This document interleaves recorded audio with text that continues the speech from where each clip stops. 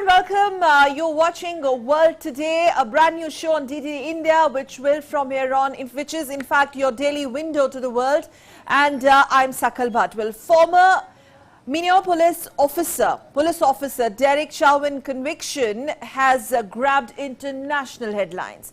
This incident was something that triggered worldwide protest, and now US President Joe Biden calls it a too rare step to deliver basic accountability. We're going to track that story very, very closely for you on World Today and also give you an overall perspective of the COVID count, national as well as international, and much more on World Today. But first up, headlines. In a positive development, ICMR study shows COVAXIN is effective against multiple variants of coronavirus. Study also shows that the vaccine effectively neutralizes double mutant strain as well. In another important development, on vaccine front only, Serum Institute of India announces price of COVAXIN vaccine.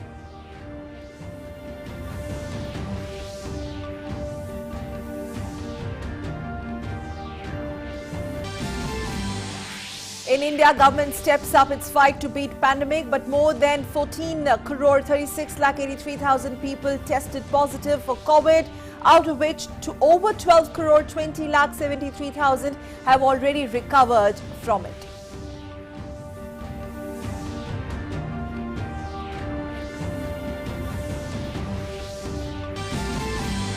A 12-member Minneapolis jury finds ex-policeman Derek Chauvin guilty of the murder of George Floyd. US President Joe Biden terms the verdict a giant step forward in march towards justice in America.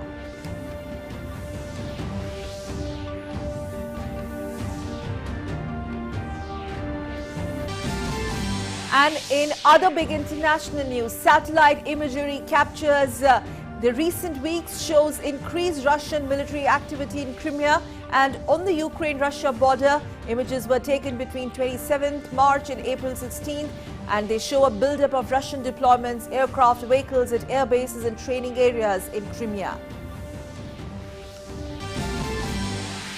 Over in global markets, Asia's stocks plummeted with concerns of resurgence of coronavirus cases in some countries, cast doubts on the strength of global growth. Meanwhile, MSCI's broadcast index of Asia-Pacific shares outside Japan fell 1.1%.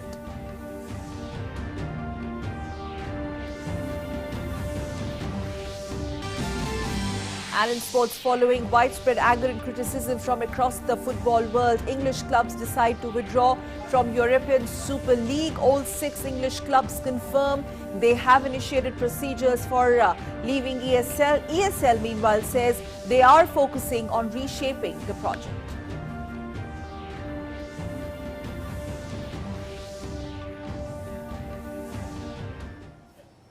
And let's begin World Today with the big news.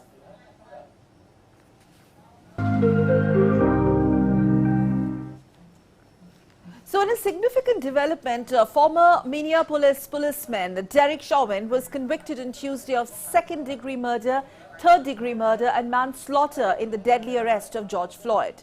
The charges carry maximum sentences ranging from 10 to 40 years in prison. The 12-member jury found Chauvin criminally liable in Floyd's death last year after considering 3 weeks of testimony from 45 witnesses, including bystanders, police officials and medical experts. Jurors began their deliberations on Monday, and in a confrontation captured in video, Chauvin pushes his knee into the neck of Floyd, a 46-year-old black man, in handcuffs for more than 9 minutes on May 25, 2020, as he and 3 fellow officers arrested Floyd, who was accused of using a fake $20 bill to buy cigarettes at a grocery store. Floyd's death prompted protests against racism and police brutality in many cities in the US and around the world last year. Meanwhile, US President Joe Biden has said that the moment of significant change was possible in America after the jury convicted former Minneapolis officer Derek Chauvin of murder in the death of George Floyd. Addressing from the White House, the US President described it as a giant step forward in march towards justice in America.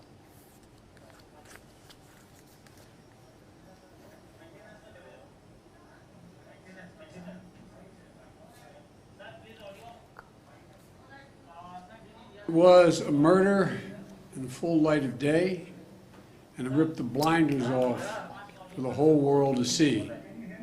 The systemic racism the Vice President just referred to. There was systemic racism as a stain on our nation's soul. The knee on the neck of justice for Black Americans. Profound fear and trauma. The pain, the exhaustion that Black and brown Americans experience every single day. No one should be above the law. And today's verdict sends that message. But it's not enough. We can't stop here. In order to deliver real change and reform, we can and we must do more to reduce the likelihood that tragedy like this will ever happen and occur again. Well, the family of George Floyd has said that they were relieved that former Minneapolis policeman Derek Chauvin was convicted of murder in their brother's death. George Floyd's brother, Philinois Floyd, said today that they are able to breathe again. And outside the courthouse, a crowd of several hundred people erupted in cheers when the verdict was announced. Floyd's family's attorney, Benjamin Crump, has said that they were leaving the court knowing that America is a better country, adding that his moment was important not just for Floyd's legacy, but for the country's legacy.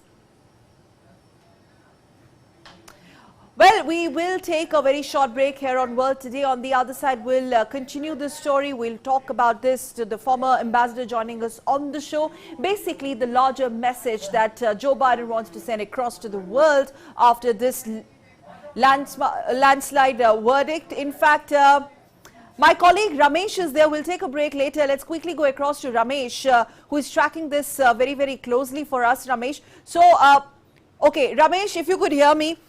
Just run us through the developments, a bit of a background, and we have ambassador or former ambassador also joining us on the show. Thank you very much, both of you. In fact, Ramesh, very quickly before we go to the former ambassador Anil Triguniyat, we will just quickly get up to speed with the way this is actually, grabbed international headlines, and especially those, the words that have come from US President Joe Biden saying that this is not enough, this has to move on. Indeed, Sakal, and just to give context and perspective to our viewers who might not be familiar with the facts of the case, this particular case can be traced back to 25th May last year, when a Black man by the name of George Floyd was attacked, assaulted by a now former police officer in Minneapolis in the US state of Minnesota. This gentleman, this former police officer, he goes by the name of Derek Chauvin. And on 25th May, what happened was this. The police officer put his knee to George Floyd's neck for 9 minutes and 29 seconds, leading to George Floyd's asphyxiation. He could not breathe, he did not get enough oxygen, and he was killed in that assault.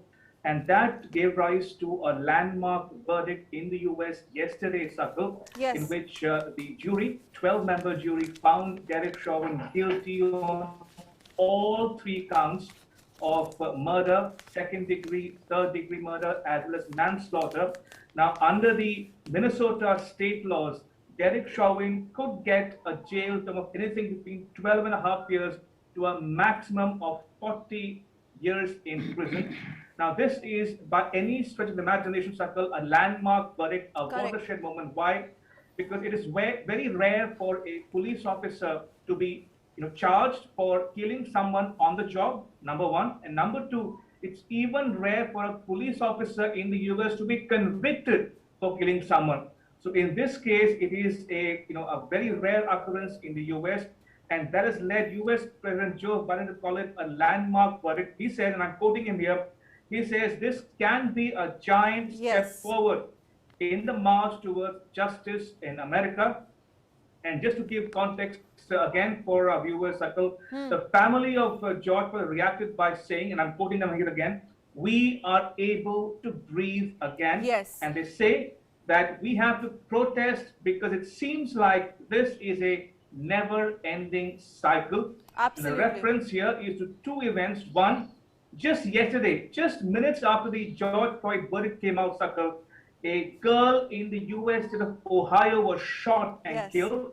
And on 11th of April, in fact, just a couple of days ago, another black and was shot and killed in the US state of Minnesota. Again, Correct. clearly, this is not the last event that we're witnessing in the US. And Ambassador Trigner, now, like my colleague mentioned, he was in fact quoting President Biden that this can be the giant step forward in the march towards justice. President Biden has been very outspoken, not only about the Floyd's case, but otherwise, even if you look at his campaigning run up to the polls. And I think would you agree that Biden has walked the talk? And not only that, when he calls it a landmark verdict, which it is, this also sends a huge message across the world. Indeed, it does. I mean, the president of a country has to take the lead in these kind of hate crimes. But allow me to say that this was exactly a reflection of the deep-seated racism in the country that prevails. You remember that 150 years ago, the 13th Amendment was passed, which abolished the slavery. And since then, not much progress has been made.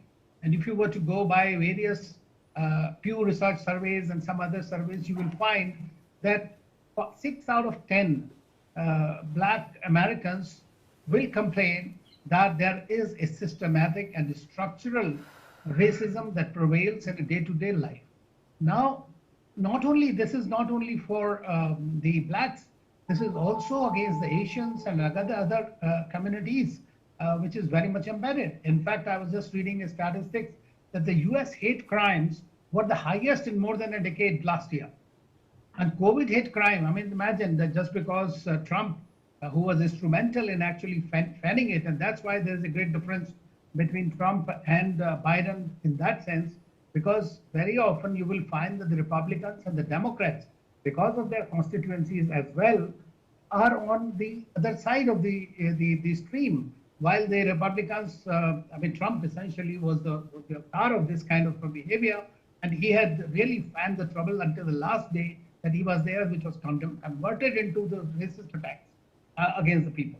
Now, more than 3,800 incidents COVID-related, just because he called the COVID relating to XYZ countries, so all the Asians came into that frame. So I think that the US has a lot to do in this. As far as police brutality is concerned, I believe that the police reforms that have been long overdue and they have not been done, and they basically want to do it more like community kind of a thing, and which requires great reforms. And I think this is a good time for President Biden to really initiate the reforms. Actually, you will be surprised that in Minnesota, where it happened, there were a possibility of some reforms being introduced about the kind of pressure and the force that people can use, the training can be changed, and that's where it stopped. But it has already galvanized several other states in the United States to take upon themselves to induct police reform. But Yes. I think from the president, it might help. Okay, let me take this thought to my colleague Ramesh. Would you agree with Ambassador? And also, Ramesh, to add to that, Black Lives Matter dominated the campaigning discourse. If you remember, you also tracked those elections very, very closely. Would you think that this is also going to be a sort of wake-up call for the recent police-involved shootings, as rightly pointed out by Ambassador himself, and a kickstart a process of much-awaited police reforms in US? Absolutely, Sakal. I couldn't agree more with Ambassador Trigunath. Now, police reform is a very important priority subject for US President Joe Biden. Why? Because even before he was inaugurated on the 20th of January this year, Sakal, he listed 4 priorities: COVID-19 pandemic, economic recovery, racial equity, number 3, and number 4, climate change. Now, racial equity, as I mentioned, is a clear-cut priority for Joe Biden, and this particular verdict could lead to even more reforms in policing across the US. Why do I say that? One, there is a law that's been passed by the American lawmakers, which is awaiting signature by Biden himself. It's called the George Floyd Justice in Policing Act, number 1. Number 2, the priority for the government in the US is to root out unconstitutional policing, to enforce a certain standard for the use of force, meaning thereby that you cannot be resorting to something which happened with George Floyd, where he was asphyxiated. You put a knee to someone's neck for 10 minutes on and counting, leading to asphyxiation. That cannot be happening for as small a crime as, in this case of George Floyd. He was accused of giving a $20 fake bill sucker to buy cigarettes at a grocery store. So a proportionate use of force is advisable, not disproportionate. At the same time, reforms, as I mentioned, are a clear-cut agenda item for the president himself. Just to give a statistics, Sakal, as I mentioned before, a number of hundreds of events have taken place in the US in the last 15 odd years, but according to government figures, only 140 police officers have been charged, and out of those 140, only seven have been convicted in these 16 years. So what's happened in the US yesterday is, by all accounts, a watershed moment, a landmark verdict. Ambassador, your thoughts on it? And naturally, when we talk about this, there comes this comparison. What was Trump's administration really doing in trying to please a certain elite white class? And here you have Biden putting an end to all of that. Well, you know, I would like to say that this is also the nature of politics in the country. I mean, the Democrats and the Republicans both have shared the, I would say, the political spectrum during the past 200 odd years of their history. I mean, it is not one party. Both the parties have been in power, and the racism continues here. So I don't think we can absolve one. But as far as Trump is concerned, he was a disruption. And during his disruptionist time, he tried to use every single tactic that was possible, including fanning the racism card across this. I mean, his basic objective to his constituency was the white man. Basically, the white man is death to also labor class, in a way, who had lost their jobs and things like that, and they are far more. I mean, if you know QAnon and the kind of people who came and made the onslaught on the Congress, Capitol Hill, was a clear reminder of what the country has come to. It was not only the democracy, but also the very basic fabric, that is the social harmony, has been at odds. And this is widespread today. I mean, everybody says that these relations are so bad that it requires really a mammoth effort. And I would agree with the President Biden that it's time that they start. And I think not only because it is Afro-Americans are their constituency, but because it is important for them. And I would quote just something he told the girl of this poem. He said, "Daddy did change the world." You know, so that implies something. And immediately after that, he told the Congress and others that we must pass the reforms. And something that is very interesting, he said that we must combat racism in policing, liberty and justice for all, change hearts and minds, as well as laws and policies. I mean, that's precisely the case. You have to go down to the grassroots level to change the mindset, because it is the racial relations are manifested through the social interactions. And when you have the basic walls lined up there and the politicians spanning them, it becomes a great problem. And white policeman in the US is also a byproduct of that particular mentality. I mean, it is not something out of the blue that he has come over. So that is being perpetuated, and that needs to be, that vicious cycle needs to be broken. Ramesh, would you like to add to that? So basically, this is something for the consumption of the Americas and the police there and the administration there, the administrative apparatus there. This is going to be the Biden style of administration. He has managed to actually win or perhaps overcome the trust deficit, if at all it was there when the whole Black Lives Matter started. And now, after this verdict, he's actually gained that moral ground there somewhere. Indeed, Sakal, I want to just make two observations, two quotes from two American politicians. One, to amplify Ambassador Trigunai's point about Joe Biden.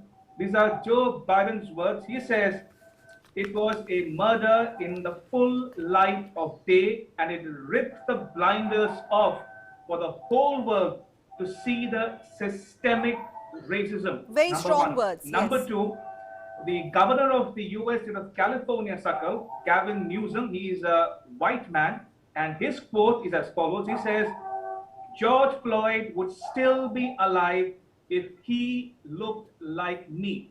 Now, you spoke about Black Lives Matter. Now, Black Lives Matter circle can be, the origin can be traced to the presidency of former President Barack Obama. In 2013, remember, a 17-year-old black boy by the name of Trayvon Martin. Yes. He was shot and killed by a white and a policeman and in the U.S. state of Florida, and he was acquitted. And that triggered the movement, the Black Lives Matter, and it gained momentum next year in 2014 when two more black boys, Michael Brown and another gentleman called Eric Garner, were killed in Missouri, in the state of Missouri, and in New York City.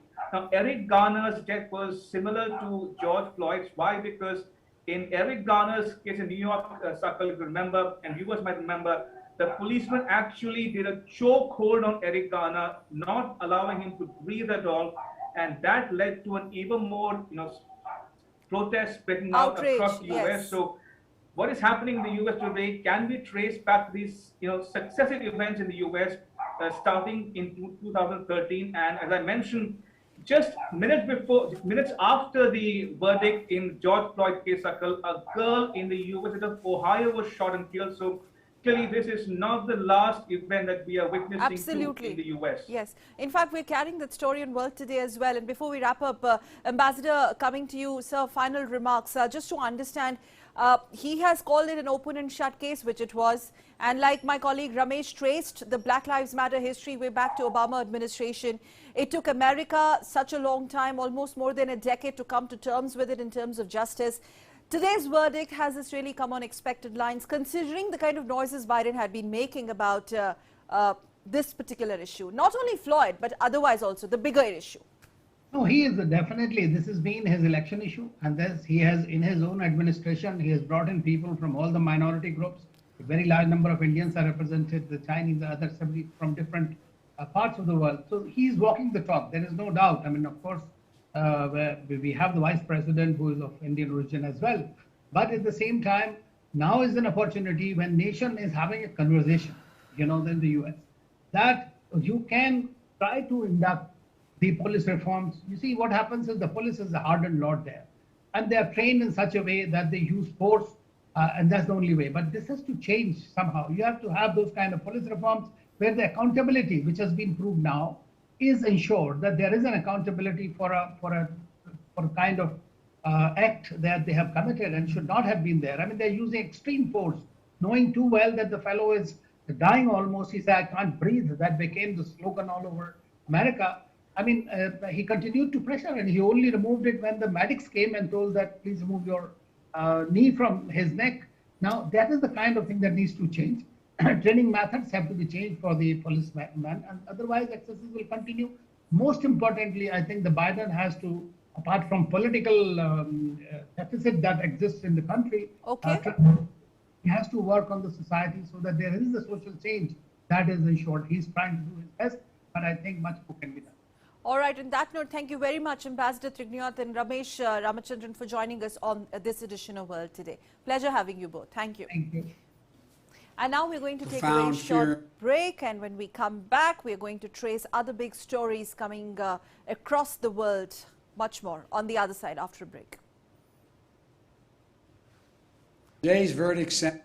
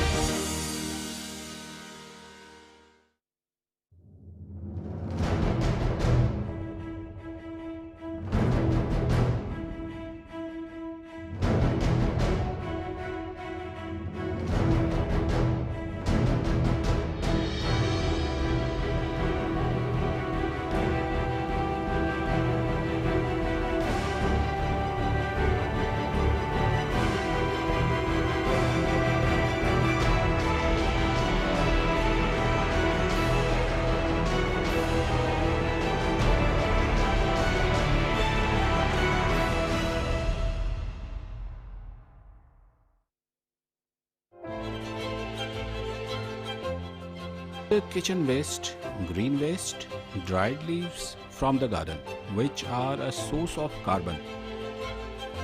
The money we received from the government added to our savings all went into the rice mill. I was into athletics before going in for judo, which really attracted me. It is a wonderful sport for girls and very beneficial.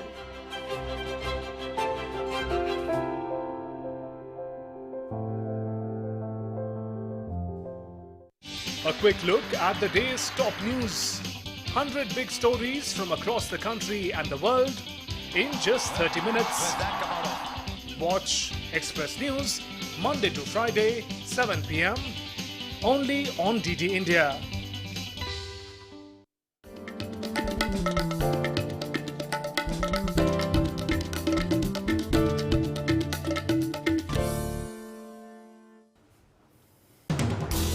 Thanks for staying with us on this edition of World Today. In some other news now, in fact, in New York, one man was killed and 2 other people were injured in a midday shooting yesterday at a crowded grocery store in the Long Island suburb, and police are still hunting for the suspect who fled. The attack unfolded shortly around noon in the second-floor manager's office at a stop-and-shop store in West Hampstead. Nassau County Police Commissioner Patrick Ryder says that the suspect, who was dressed in all black, was identified by police as Gabriel DeWitt Wilson of Hampstead and Long Beach, New York. He is either a current or former employee of the Stop and Shop. The deceased person was only described as a 49-year-old man. It is unclear if the dead or injured were also employees of the store.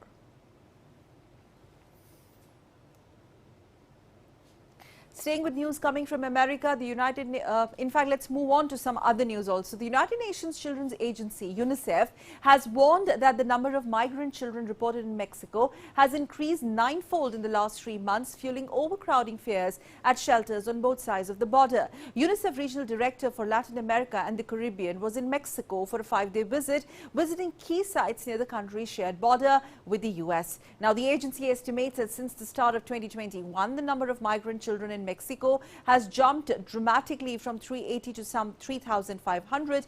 United Nations bodies working with authorities in Mexico, the US and Central America to better prepare for the uptake in migrants with shelter, food and health. The rising number of young migrants illustrates the quandary faced by Mexico and Washington, but both want to improve the lot of migrants, especially children, but by doing so they have exacerbated a phenomena that they are struggling to handle.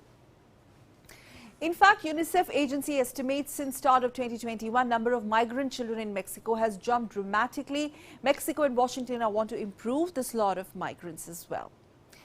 Let's move on. Chad President Idriss Déby Itno, who had ruled the country for 30 years, died on Tuesday of injuries received while commanding his army in fighting against rebels in the North Chadian region. Army spokesperson announced that Idriss Déby Itno has just had his last breath in defending territorial integrity on the battlefield. One of his sons, a 4-star general at 37 and commander of the Presidential Guard, Mahamad Idriss Déby Itno, will head a military council tasked with replacing the late president and has been named as interim head of the state. The army has also announced the establishment of a curfew and the closure of borders. Meanwhile, Chad's army wants to return power to a civilian government and hold free and democratic elections in 18 months. President Déby has pushed through a new constitution in 2018 that would have allowed him to stay in power until 2033. Well, satellite imagery captured in recent weeks shows increased Russian military activity in Crimea and on the Ukraine-Russian border.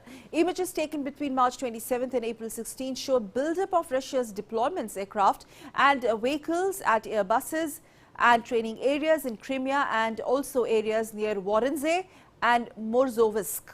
That is in Russia. Now, Ukrainian Foreign Minister Dmytro Kuleba on Tuesday said that Russia will soon have more than 120,000 troops on Ukraine's border, and he has called for new Western economic sanctions to deter Moscow from further escalation. Kuleba says that Russian troops continue to arrive in close proximity to our borders in the northeast, in the east and also in the south. Meanwhile, Washington and NATO have been alarmed by the large buildup of Russian troops near Ukraine and in Crimea, the peninsula that Moscow annexed from Ukraine in 2014. Expressing concern over the large troop build-up by Russian army, British Foreign Minister Dominic Raab says that the government was working with its allies to deter Russia, reassure Ukraine and to de-escalate the situation.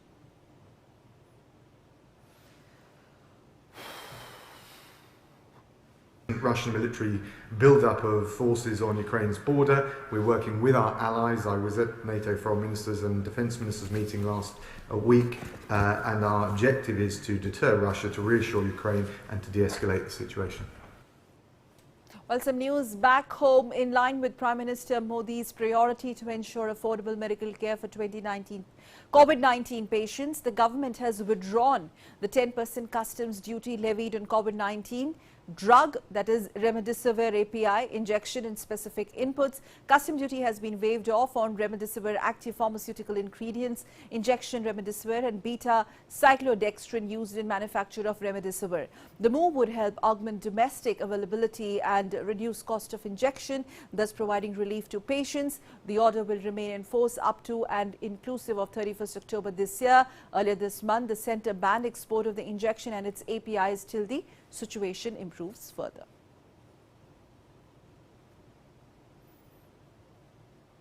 Meanwhile, some good news also. An Indian Council of Medical Research study has found indigenous coronavirus vaccine COVAXIN to be effective against a double mutant strain of the virus. It has recently been successful in isolating and culturing the double mutant strain SARS-CoV-2 identified in certain regions of India and several other countries.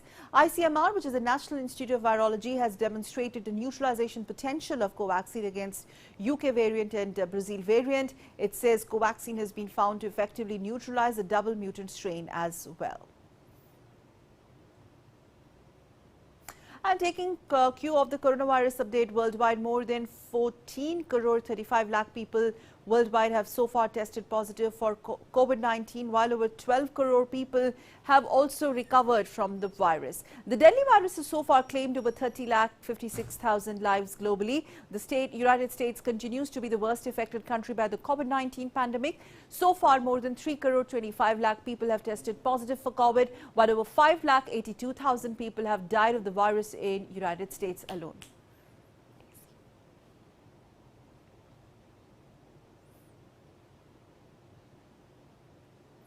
And Europe's drug regulator has found a possible link between Johnson & Johnson's COVID-19 vaccine and rare blood clotting issue in adults who received doses in the United States but backed its overall benefits against any risk. The European Medicines Agency on Tuesday said that its safety committee had concluded that a warning about unusual blood clots with low platelets must be added to the vaccine's labels, just as it has also required of the rival vaccine maker AstraZeneca. The findings are a blow to the European Union, which is battling major hurdles to its immunization campaign after several nations suspended or limited the use of AstraZeneca's vaccine over possible blood clots.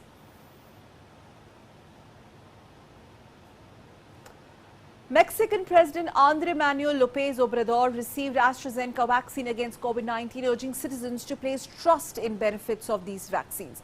Earlier, several countries limited the use of AstraZeneca due to suspected links to rare blood clots. López Obrador, who is 67 years of age, has said the benefits of getting inoculated outweighed the risk of low-cost shot, which is a core pillar of Mexico's vaccination strategy. The Mexican president encouraged all older adults to also get their shots to be protected from the coronavirus, adding that his government is tracking vaccine studies being carried out worldwide. Well, British Prime Minister Boris Johnson on Tuesday said that Britain is launching search for antivirals to treat COVID-19 with the aim of having at least 2 effective at-home treatments by the end of the year. Johnson has hailed the advent of COVID-19 vaccines and regular testing as the keys to restore normality by summer, but his government is also supporting research into therapeutics to help in the fight against the pandemic. Britain hopes that new treatments could be taken at home after a positive test or exposure to the coronavirus in order to reduce transmission and speed of recovery, and they would further bolster a range of therapeutics already available. Now, research by British scientists has established that both steroid dexamethasone and tocilizumab, it is the vaccines and arthritis drug. They are drugs, arthritis drugs developed by Roche, reduce the risk of death in patients with the severe COVID-19. Moving on, lockdown measures in the Netherlands will be eased from the next week as pressure to reopen society mounts despite high coronavirus infection rates. Prime Minister Mark Rutte said on Tuesday. A nationwide nighttime curfew that has been in place for 3 months, which will be lifted on April 28th, while bars and restaurants will be allowed to serve small groups on outdoor terraces between noon and 6 p.m. Universities and colleges will gradually reopen and stores will be allowed to admit more customers. The Netherlands has been in varying stages of lockdown for more than 6 months. All bars and restaurants have been closed since mid-October and public gatherings of more than 2 people are banned. And since the start of pandemic, more than 1.4 million coronavirus infections have been confirmed in Netherlands with more than 20,000 deaths reported. And from Netherlands, let's move on to Brazil, where Rio's premier Portela Samba school was transformed into a COVID-19 vaccination center on Tuesday as the country suffered through its worst period of coronavirus pandemic with more daily deaths than anywhere else in the world. In spite of the staggering infection rates and death toll, many at the Portela Samba school were hopeful that Rio's famed carnival would return in 2022. Rio de Janeiro has now vaccinated most of its elderly population. Brazil's head secretary said that this is the most important week of our most important campaign in which the group of elderly people over 60 years of age are vaccinated in the city of Rio de Janeiro. Brazil has registered almost 14 million coronavirus cases since the pandemic with nearly 3,75,000 deaths reported.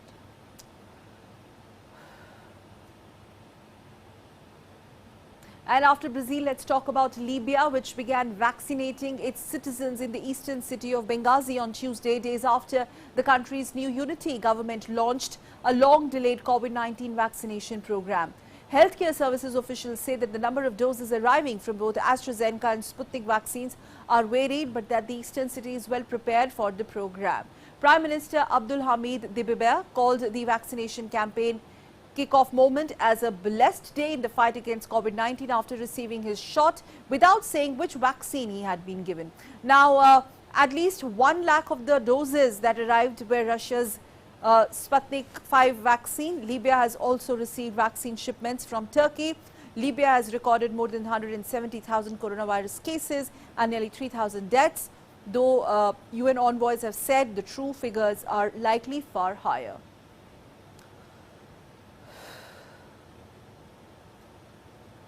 And shifting focus to Yemen.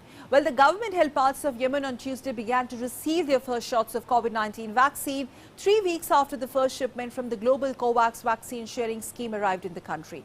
The campaign kicked off in Aden, the government's interim capital, in a 6-year-old war. The health minister and the Yemen representative for UN Children Fund, UNICEF, Philip Duhamel, were vaccinated in a show of confidence in the vaccine.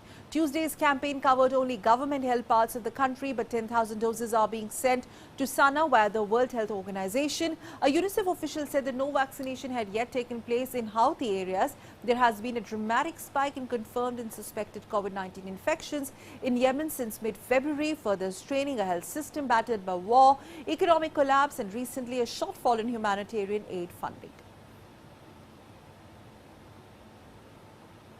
And we're going to slip into another short break. On the other side, there's more lined up for you on World Today. As the day unfolds and news and events take shape, we get you complete coverage of every news breaking in, tracking new developments as they happen. Midday Prime English, Monday to Friday, 2 p.m. on DD India.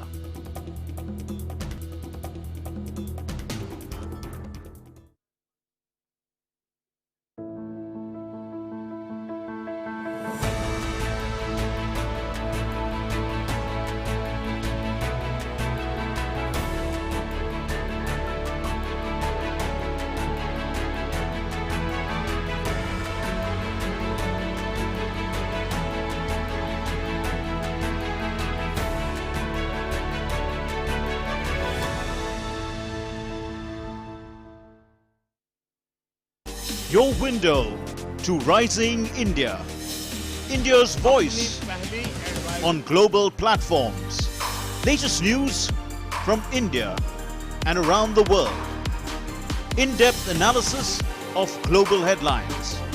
Watch DD India in your country. Available for downlink in Middle East countries. STTV broadcast is available through the satellite GSAT 17 at 93.5 degrees east. HDTV broadcast is available through the satellite GSAT 10 at 83 degrees east. For technical details, scan here. Switch to DD India now.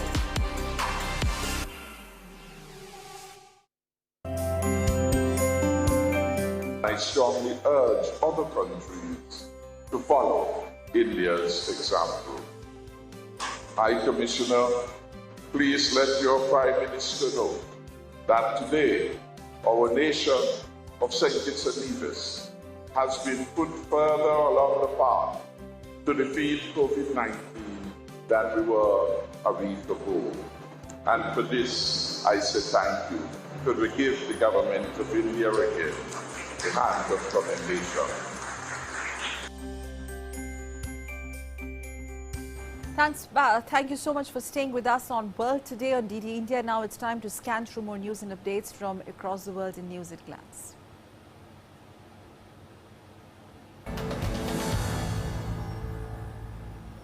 Former US President Donald Trump said the surge of migrants at the US-Mexico border could destroy our country.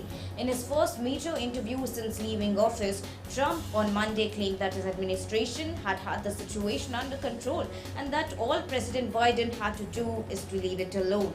The Biden administration's efforts to reverse Trump's restrictive border policies to deport illegal immigrants, keep asylum seekers in Mexico, and complete construction of a border wall have been accompanied by an upswing in border arrivals, thrusting Biden into an emerging humanitarian and political crisis within his first 100 days in office. Many of the migrants are unaccompanied minors who've been packed into crowded border petrol stations as they wait to be released to their US sponsors, often parents and close relatives who seek to take them in. In Myanmar, protesters in the southeast of the country on Tuesday held a candlelight vigil in remembrance of those who've been killed in anti-coup demonstrations. As per activist group, the Assistance Association for Political Prisoners, 738 people have been killed by security forces since the 1st of February, and 3,300 people are currently in detention, including 20 who've been sentenced to death.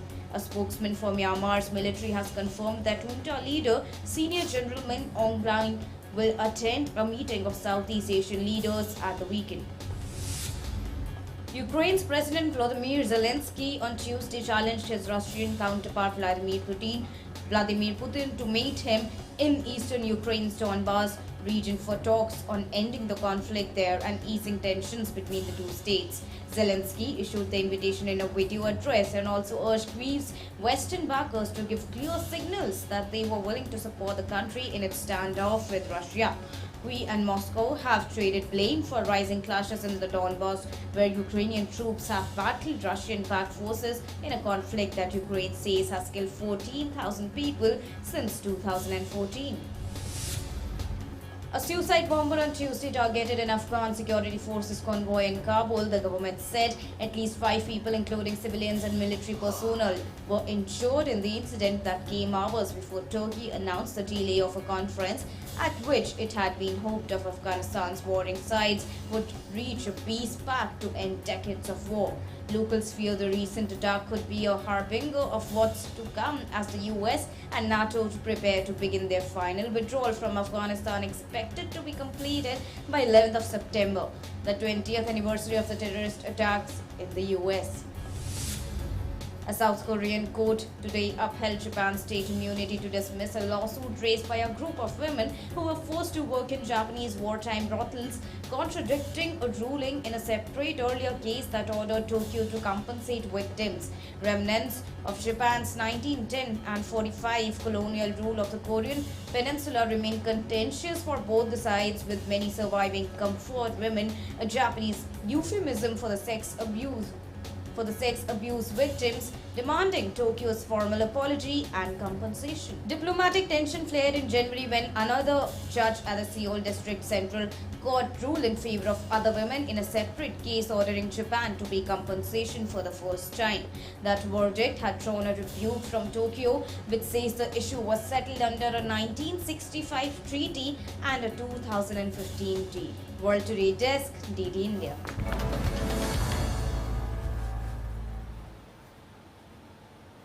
Well, elsewhere in Asia, let's now take a look at stocks. Stocks have generally fallen on Wednesday as concerns about a resurgence of coronavirus cases in some countries cast doubt on the strength of global growth. MSCI's broadest index of Asia-Pacific shares outside Japan fell 1.1%. Stocks in Tokyo plunged almost 2% at the growing likelihood that Tokyo, Osaka and surrounding areas will be put on lockdown due to new wave of coronavirus infections. Analysts say that renewed concerns about the global economic recovery weighed on the markets as many countries around the world set new records for COVID-19 infections, but China's stock market recouped earlier losses and rose 0.3% due to the positive earnings from the healthcare and banking sectors. And now let's talk about the US markets after stock markets. Stocks also closed lower on the Wall Street on Tuesday, so that the Dow Jones Industrial Average fell 0.8%, the S&P 500 lost 0.7%, and the Nasdaq Composite fell 0.9% on Tuesday as investors sold airlines and travel-related shares due to fear of delayed recovery in global tourism.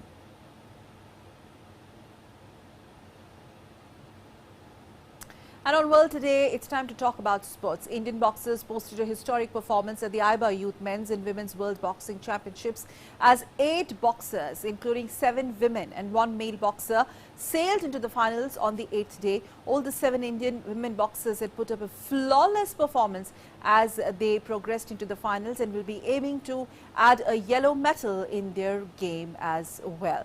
Among the men, Sachin was the only Indian boxer to progress into the finals. In total, Indian youth boxing team has created history by securing an unprecedented 11 medals. The previous best was 10 medals that the Indian contingent won at the World Youth Championship in 2018 way back in Hungary. And all the women pugilists will play their final bouts on Thursday, whereas Sachin will be playing the final game on Friday. Staying with sports, now all 6 Premier League teams involved in the European Super League have formally withdrawn from the competition. Manchester City were the first club to pull out after Chelsea had signalled their intent to do so by preparing documentation to withdraw. And the other sides, Arsenal, Liverpool, Manchester United and Tottenham, have all now followed suit. English football's Big Six were part of the 12-team group also containing Spain's Atletico Madrid, Barcelona and Real Madrid. In Italy's AC Milan, Inter Milan and Juventus that announced plans to form the breakaway league, which they hope to establish as a new midweek competition. Now, it was condemned by fans, football authorities and politicians across Europe. And staying with football, the breakaway European Super League, rocked by the departure of its 6 English clubs, said it would now focus on efforts to reshape the project. In a statement, the league said that despite the announced departure of the English clubs forced to take such decisions due to the pressure on them, we are convinced our proposal is fully aligned with the European law and regulations. Given the current circumstances, we shall reconsider the most appropriate steps to reshape the project. The remaining clubs in the Super League are Real Madrid, Atletico Madrid and Barcelona from Spain and Inter Milan, AC Milan and Juventus from Italy.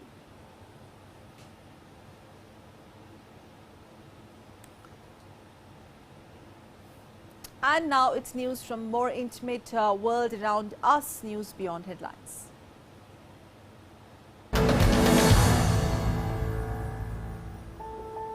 Britain's Queen Elizabeth has turned 95. The world's oldest monarch is celebrating her birthday, but alone.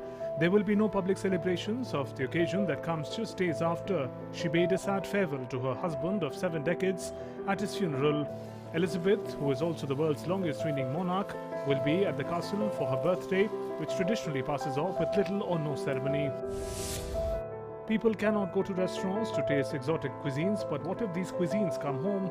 In France's Paris, people yearning for hot cuisine dining have found an alternative, which is private chefs who serve up meals in customers' homes. One such chef is Fatiha El-Kadoui. Fatiha is a trained chef who takes booking from private individuals, brings her ingredients to their homes and uses their equipment to prepare and serve restaurant-quality dishes. She serves between 60 to 80 meals monthly and has to turn away up to 30 bookings per month. Parisians may have spotted an unusual sight when a replica of a 140-year-old electric car was driven around the center of town. On the 140th anniversary of the first viable battery-powered electric vehicle, a recreation of 1881 car was commissioned. The replica vehicle that took 2 months to create paid homage to French inventor and electrical engineer Gustave Trouvé, who is believed to have driven the world's first rechargeable electric vehicle down the Rue des Valois in central Paris in April 1881. Pulling out a pan and sieve to sift sand along Australian shorelines might seem unusual, but for a growing group of beachgoers, this is not your usual prospecting. They are citizen scientists hunting for microplastics. Under Australian Microplastic Assessment Program, citizen scientists first examine the high tide line for any visible plastic before combing 2 sieves of varying sizes together to separate grains of sand and other organic items from microplastics. Almost invisible to naked eye, microplastic pieces that are less than 5 millimeters in length pose an increasing risk to unaware public. The impact of climate change is increasingly felt by Africa's small-scale farmers who are battling the ravages of drought, floods and desert locust. Amid this, Pula, a 5-year-old Kenyan insurance technology startup, offers coverage to help them manage the risk of extreme weather. The insurance policy is gaining a lot of popularity among farmers. In Kenya alone, 600,000 farmers have taken out policies with Pula, with some claiming full payment of their crop. With climate change, rock falling from high mountains have become a usual scenario, hurting people and leaving many trapped. Amid this, a group of scientists in Switzerland are experimenting with artificial rocks, creating a real-life scenario. In Shears, scientists lower down 5 neon-colored orbs from helicopter hovering overhead and released. The orbs barrel down the Swiss mountain, toppling beech and spruce trees as they pick up speed. These test rocks, the heaviest weighing 3,200 kilograms, are part of ongoing research aimed at understanding the growing risk of rock falls around the world. Tens of thousands of visitors gathered at a temple in Vietnam's northern Phu Tho province to mark a religious festival, an event taking place in stark contrast to neighboring countries such as Thailand and Cambodia that are currently battling new spikes in virus infections. As many as 30,000 people are expected to visit the Hung King's temple on each of the 3 days of the festivals. The event commemorates the anniversary of the death of the first king who founded Vietnam some 4,000 years ago, Lac Long Quan.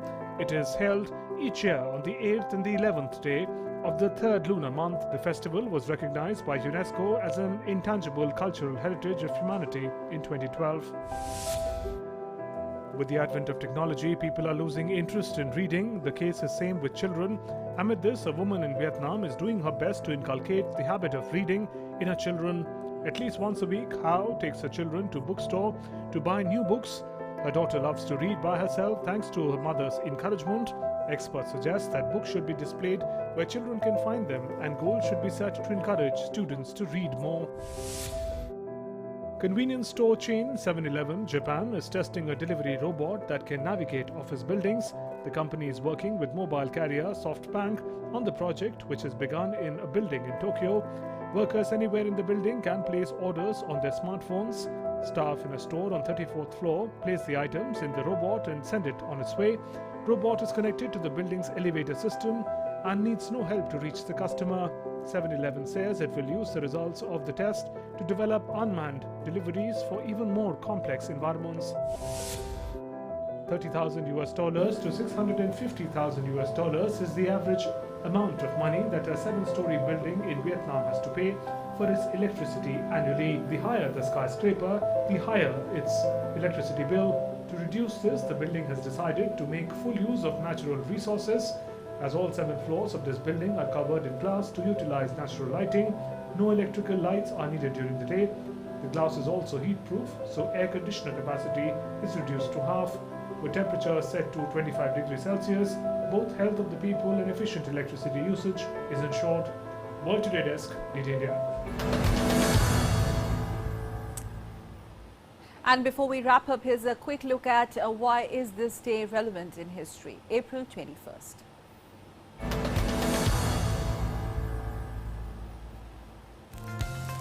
On 21st April in the year 1526, the first Battle of Panipat was fought between the Lodi dynasty led by Ibrahim Lodi and Babur near a small village Panipat in Haryana to establish the Mughal Empire in India.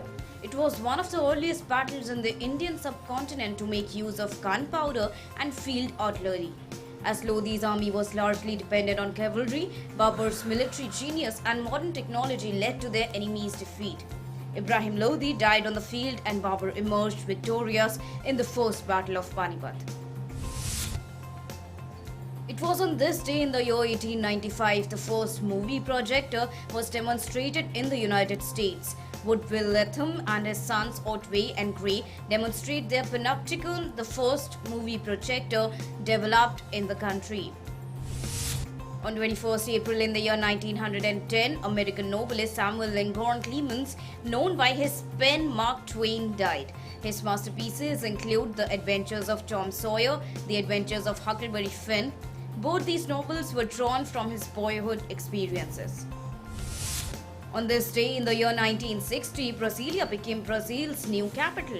Before Brasilia, Rio de Janeiro was the capital of Brazil, but the city was crowded, government buildings were far apart, and traffic was heavy. So the government of Brazil decided to create a new city specifically developed to be the capital. It was on this day in the year 1975 the then president of South Vietnam, Thieu, resigned from the post. He stepped down after accusing the US of betrayal in a blistering attack broadcast to the nation. On this day in the year 1987, over 100 of people died after a bomb exploded in Sri Lankan capital Colombo. More than 300 people were injured in the incident. Most of those who died were from the Sinhalese majority community of Sri Lanka. On this day in 2004, 5 suicide attackers detonated car bombs against police buildings in Basra, Iraq, killing at least 74 people. World Today Desk, DD India. And with that, it's time to wrap up this edition of World Today with the promise that we're going to be back tomorrow, same time, with the fresh edition of World Today, your window to the world. Meanwhile, from me and my entire team of World Today, thanks so much for tuning in to DD India. Namaskar.